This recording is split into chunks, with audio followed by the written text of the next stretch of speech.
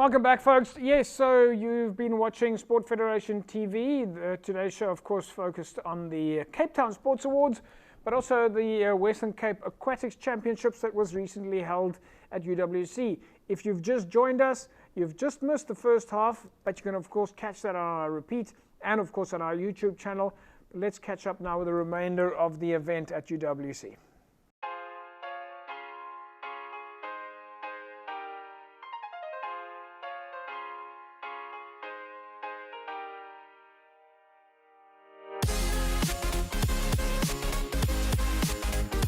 Yeah, no, it's definitely been a tough 2 years for, I think, all athletes from all sporting codes.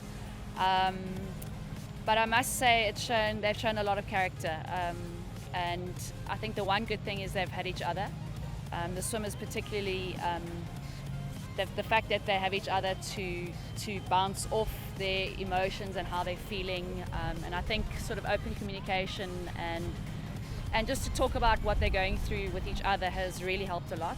And I also think at the end of the day, these are athletes. They're driven people, and whatever challenges they face, whatever comes their way, they are overcomers. So they've worked hard, they've committed themselves to getting through this very difficult period.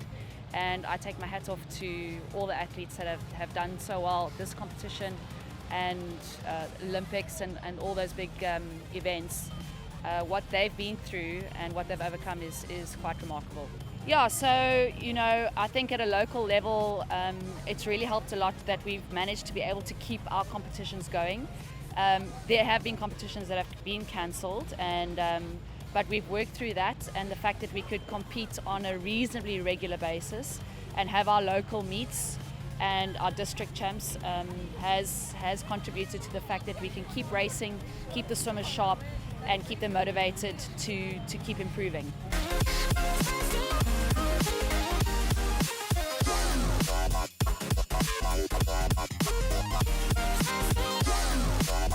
Look, training-wise, we've been restricted to the number of swimmers we are allowed per lane, which has made it difficult because that reduces the amount of time they train. But when it comes to competitions and meets like this, they follow extremely strict protocols, so to ensure that the swimmers keep their distance. The fact that they are always 2.5 meters apart from each other, swimming in the middle of a lane, you're not really coming into contact with other swimmers.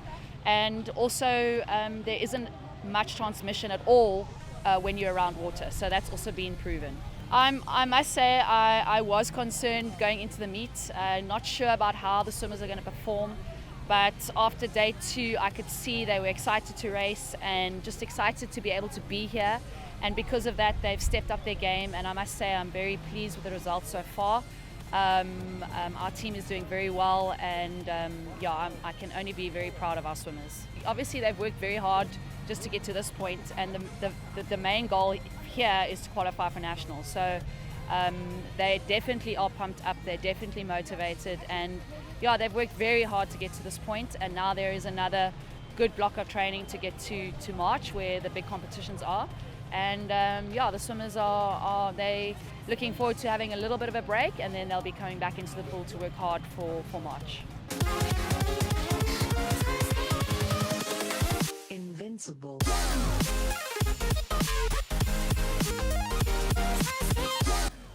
COVID struck us all hard, especially as swimmers. They closed down most of the pool, so we couldn't train. So I'm very grateful that this gala is able to continue on, and that we are able to all race well. And it's so nice to see all of the girls, everyone's motivating each other, and it's just such a nice environment after being isolated to see everyone again. And yeah. I mean, we had a few qualifying galas before, which we had to get qualifying times to swim here, which some of them did get cancelled, unfortunately, because of COVID. But we were lucky enough to have a couple of galas here at this pool before we swam here now, where we could get most of our times, and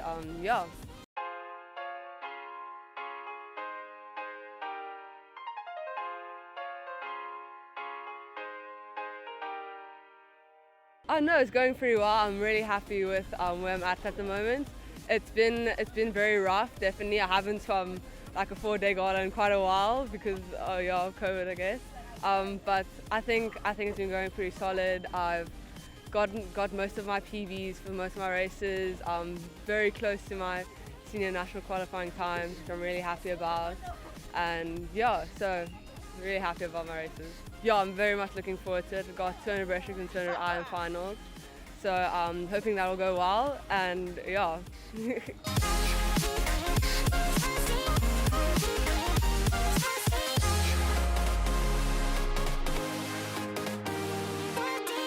Thank you for the opportunity. I have to say, definitely it was a very difficult time because we were not allowed to swim at a specific time last year. But I think our coaches were very innovative, trying to do land training, keep the kids fit, so that they'd be ready when we open up. And luckily we opened up, I think last year around June, July, that we were allowed to participate and do some exercises. And I think it started from there. But we still apply it, and it's still a very challenging time for us with the COVID. But we were allowed to have these events, and I think a very exciting time lies ahead. We started off in April. We usually have our season starting in April, and it lasts up to February, March.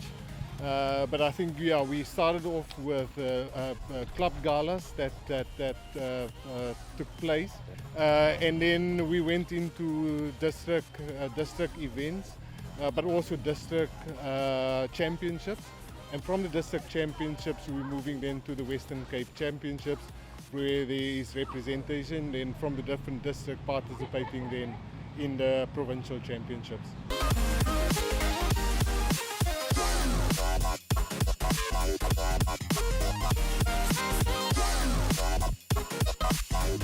The championships, you have got set times and qualifying times then from your swimmers. We're breaking it down into 2 championships, the A-League as well as the B-League championships. So the higher you go up, the faster the time will be in the A-League championships. And we've got 577 athletes participating today, say 50% men and 50% women. So yeah, there's specific times for you to qualify. And that builds up then into national events starting then from February. We call it level 1, level 2, level 3, and then also SA Junior Nationals. And all those need set times for them to qualify for it. So yeah, it's exciting that some of these kids were able to qualify then for this gala, and hopefully this will set the foundation for them to go into the national events in February next year. Yeah, I think we've got some excellent results in these championships. I think we've got about three South African records that was broken in this event. And then even a world record. We've got an exciting athlete called Nienke Fajanse van Rense. She broke the world record for Down syndromes at this meeting. And then also Leah Kotze. She also broke the South African record. So yeah, so exciting for them to participate and even perform at that level and even breaking records. Yeah, no, it was a huge success, and I have to thank all our volunteers, our parents, our athletes, our executive, our officials in organizing it, because it have to take place in very strict COVID guidelines and regulations, and I think they've done an excellent job. Just the sacrifice of parents to officiate at these events, and it's just heartwarming to see the type of level and participation and from all to make this a huge success. So from my side, I'm very excited to see it lays a good foundation. We don't know the future, but we hope next year will even be better. We learn a lot of lessons, so we know how to do this at the end. And I'm excited, looking forward to the next year.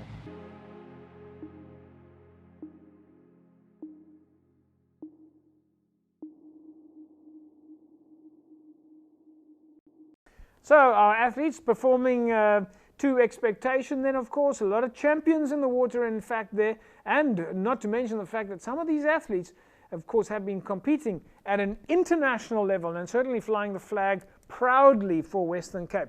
Some great clubs that have come to the championships there, and of course coming from all around the province.